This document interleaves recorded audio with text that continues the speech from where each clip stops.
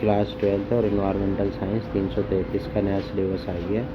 Total lesson आपके 31 थे, जिसमें से टीएमए में 11 लेसन आ गए।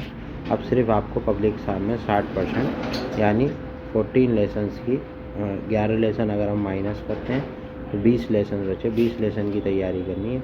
वो कौन कौन से 20 लेसन से मैं बता रहा हूँ, आप अपनी पेंसिल से बुक पे टिक कर लीजिए। लेसन नंबर 2, 3, 6, 4, 5, 8, 9, 10, 11, 13, 14, 15, 18, 19, 21, 23,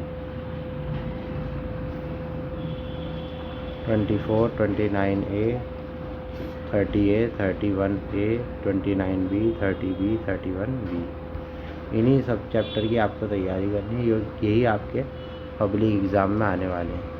और जो लेसन्स नहीं आने वाले हैं वो ये हैं 1, 7, 12, 16, 17, 20, 22, 25, 26 और 27, 28A, 27B, 28B। ये नहीं आएंगे, इनकी तैयारी मत करिए। सभी सब्जेक्ट्स के सिलेबस अवेलेबल हैं, आप वहाँ से डाउनलोड कर सकते हैं, चेक कर सकते हैं, देख सकते हैं। Thanks for watching.